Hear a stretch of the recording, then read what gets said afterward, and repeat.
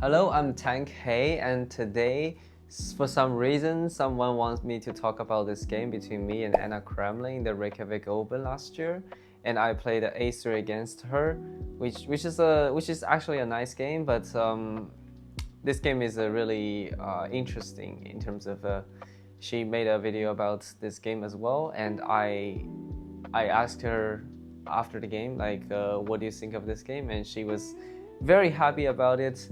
Seems like very happy, but actually it was terrible.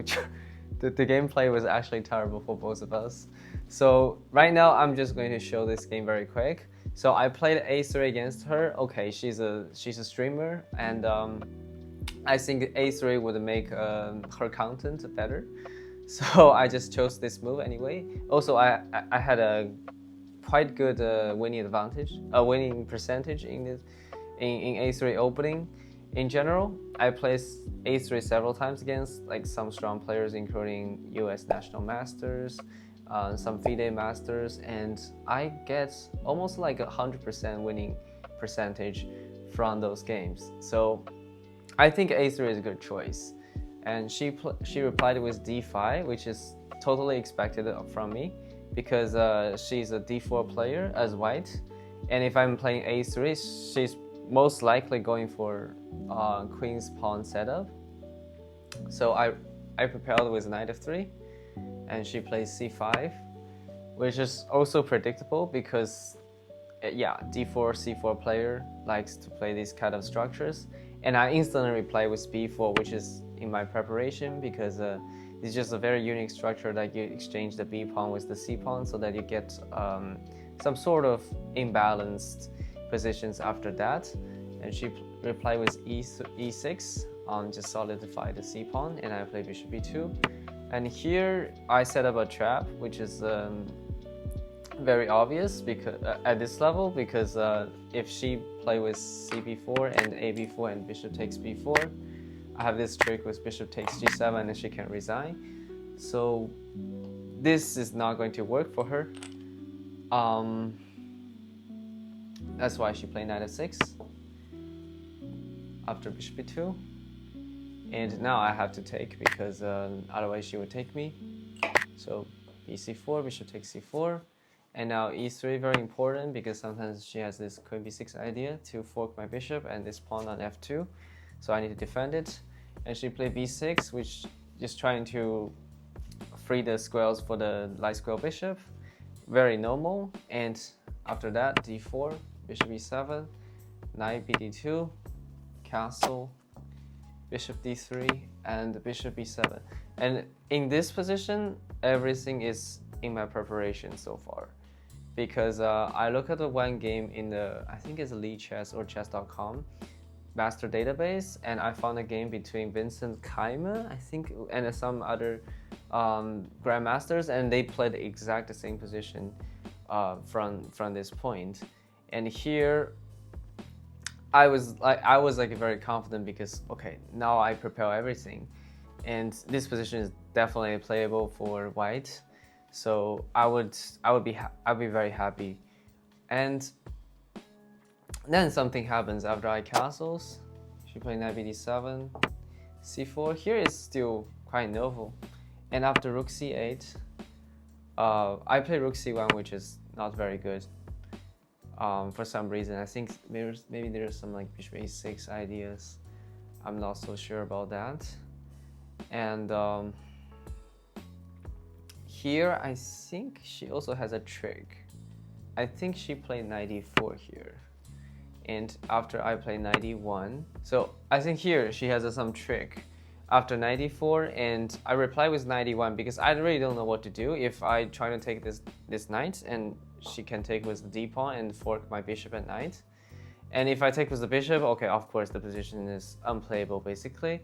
So that's why I want to play like knight e1 so that I can take with the knight, and she could have a double pawn. And here, like, she has a tactic which is not very easy to see, to be honest, is that after knight takes d2, queen takes d2, and she has this move knight e5, which is like ridiculously good. This works. For some reason, the point is after d takes e5, she has d takes c4. Sorry. After d takes e5, she has d takes c4, and here my queen is pinned by her queen, so my bishop cannot move. And even something after bishop h7, I believe it's still bad. Like something position like this, queen to c2, maybe king g8, and this is technically better for black. For some reason, yeah, she had this idea after 91 she can take on the knight and play 95, which is a very beautiful tactic now I think about it, but she didn't find it during the game.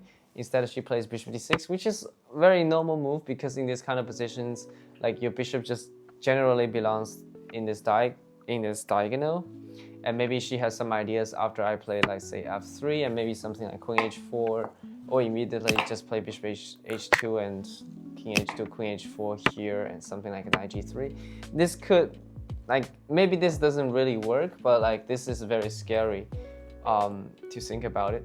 So my idea is after 91 I want to play f4, so like I can solidify the structures. It looks like somewhat like a stone wall setup for white, but the problem is that my pieces are really like passive, and in this sense it's more defensive rather than active. And she plays f5, which I think is an okay move because if she didn't play f5, maybe I would just get my knight back after this, or trade the knight first and then put bishop here, and then maybe I can expand on the king side slowly. So she plays f5 to solidify this knight, which is reasonable. And now I take the knight, just following up my ideas. She takes with the f pawn, which is also makes sense because she doesn't want to give up the center. So I play bishop b2, which is a forcing move. And here she's spending a lot of time and trying to figure out like what is like the best continuation from this position. And she sought for like, I think it sought for like 30 minutes and plays g5, which is really what I expected, because I think she's just trying to attack and trying to checkmate me like in probably in 15 moves, 10 or 15 moves. And but the problem is this move also like weakens her own king side, and I think in general this is very dangerous if you're not sure what you're heading into. And I just reply with g3, which I think is a very natural move, just trying to take with the pawn, and I can solidify my position. Also, like it gives a spot for the knight in the future, so I can just rotate my knight to g2, get it more active. And she played with g takes f4, which I think is a serious mistake in the game, because after e takes f4, like not only my knight can go to g2, now my knight has an e3 in a potential outpost, or can you say it's an outpost?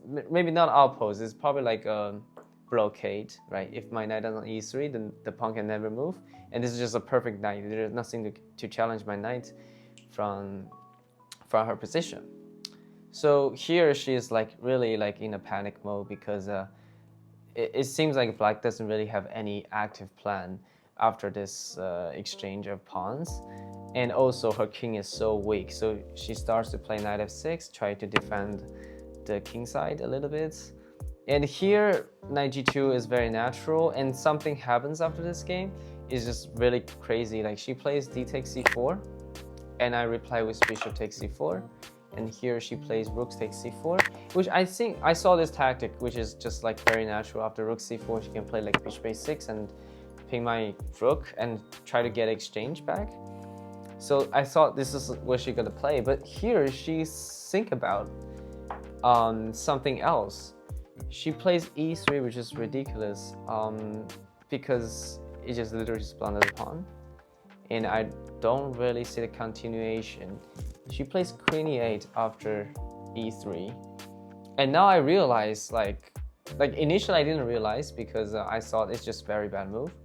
Like you're giving up exchange and you're giving up a pawn as well. So like where's compensation?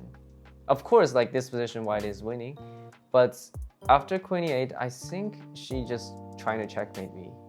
Basically like trying to go queen g6 and the queen d4. Now I understand like her point is. Like, I understand why she's spending so much time thinking this position.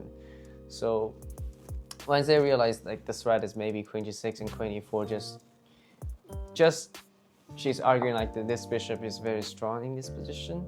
So I just trying to block her idea by playing f5. Also just open the king side. Like, her king is also very weak. But I think f5 is really not accurate. I think a more accurate play is probably something like queen b3. And in the future, maybe I can play f5 still. So that's after this diagonal opens and her king is gonna be in weakness. Okay, but I play f5, which I think is a little bit inaccurate because the continuations is a bit difficult to find. She plays e takes f5, which is forced. And here I play knight f5, and I saw this like a very natural continuation because here I really don't see another move. She's running queen e4, and if I play rook f5, obviously the knight is hanging, so I need to defend the knight. But if I play something like queen d3 and there's bishop a6 and everything is pinned, so I think the best move is queen b3. If I have to review the game, I think queen b3 is probably the best move. It defends the knight. And after queen e4, I think I have d5 in this position, which also is like a very interesting because my rook attacks the queen and her queen cannot take anything. And the bishop is also blocked. So it's a very good idea. I didn't see that during the game. So I just play knight f5, which is actually a blunder because she can just play queen e4, which I calculated. And I thought I can play queen f3, and after queen f3, rook f3, bishop f3, and knight d6. I saw this position white has to be slightly better because, okay, firstly, I'm up a pawn. Secondly, like my knight and bishop seems like active, and my rook is going to the 7th rank very soon. And worst case, I can play something like rook c8 and trade the rooks, and maybe this pawn is gonna be weak. So I can maybe win another pawn. If I win another pawn, this ending probably gonna be a winning for white. But here I think I misvaluated position because she can play something like knight d4, which is trying to force in the issues. And if I trade, bishop takes something like rook c7, maybe she just play like rook f7 so that I don't really have anything. I guess so, because I have rook c8 and then rook f8, just trying to trade the rooks, and if the rook is exchanged, then opposite color bishop should be a draw. That's why this is what she should go for, but we are both like very low on time. I think she's more low on time than me, so which is understandable. Yeah, after knight f5, I think queen e4 was like maybe like, okay, queen e4 is like an obvious move. It's like the only move you can play in this position to stay on the game. So for some reason she didn't play that, and she played bishop takes g3, which is like completely ridiculous. But okay, she's low on time, so I think this is like understandable. I think the idea is probably something like if I, let's say, take with the pawn, maybe queen e4 now. No, but then I just queen f3. Wait, what is her idea actually?